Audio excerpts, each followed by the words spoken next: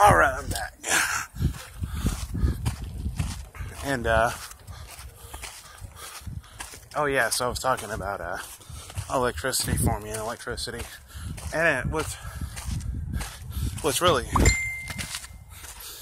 cool about, Ohm's law is that, depending on the type of resistance or resistivity, I can't say it right, is that the formula completely changes. So you have some concepts that are completely non-conductive, and it's hard for I to get through, which is amperes or current. And the law itself is completely dynamic and changes to the situations.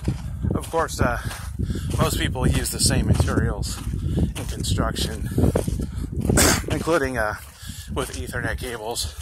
So it's pretty consistent, but sometimes you need more resistance, sometimes you need less resistance. It depends on how much wattage you want to get and how much you need. So it's an interesting concept. And of course, I don't really play around with electricity that much. And here in the States, we have a variable alternating current going into homes that's 120 volts.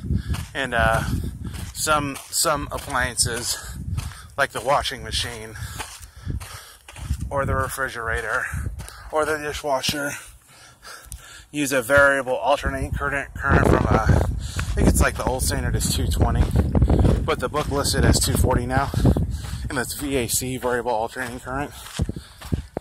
And those appliances turn it into direct current to run it, but everything else is 120 volts of alternating current, which a computer runs on. Of course, if you go overseas, it's 240 or 220 everywhere else, depending on the standards. I think it just might be 240 now.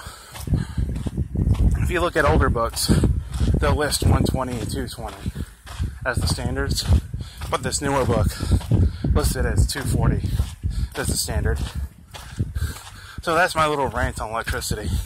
It's interesting stuff, and I kind of wonder about it with Ethernet cables, because Ethernet is basically signals traveling over copper. Oh, that's the sprinkler that got me last time. Just out of nowhere, just came right up and blasted me, and it got me good. But back with Ethernet cables, the Ethernet cables is data over copper with, of course, some sort of plastic holding around it, or even plastic shielding. And of course, the inside of the cable is twisted to help with a better data connection.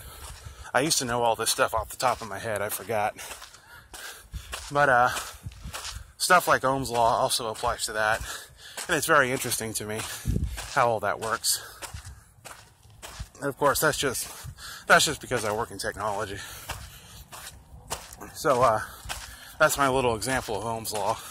It's probably not a very good example. It's not the best example. I'm sure there are better examples out there. I recommend anybody who's interested look up any lectures on Ohm's law or power, and we'll talk about this stuff in greater detail than I do. And of course, even then, I may not be getting it totally correct, because I don't have to know it in great detail. I just have to know that plugs are 120 volts, standard plugs, and power supplies, internal power supplies, most of them have automatic switching to tell what type of alternating current is coming into them, so they can properly apply power to the motherboard and all the components. That's the majority of it I have to know right there.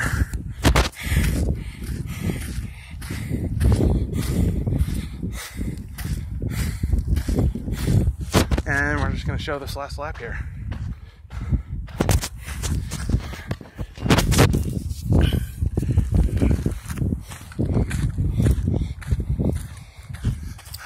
Yeah, it's starting to get dark, and I don't want to be out here after dark. Only because the camera light just blasts in my face. It makes it kind of difficult. So next Thursday, I'll be out here after dark doing Silent Hill-esque workouts. But tonight is just the kettlebell walk and the kettlebell swing. And then head back for some much needed rest and start my day tomorrow.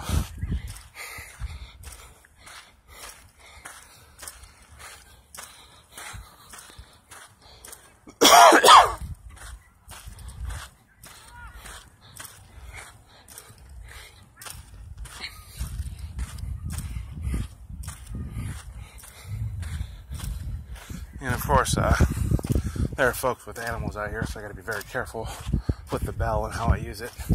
Even with the swings, sometimes I just let it fly and drop. But if there's people nearby, I don't do that.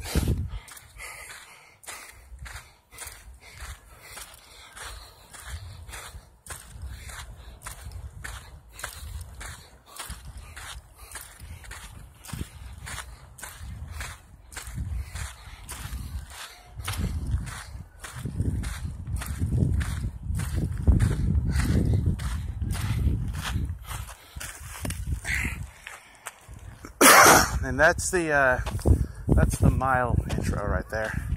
And I'll just be doing the kettlebell swings. We'll call that a night. Just the standard 3 set. Not going to kill myself. Just trying to release all the energy in my body.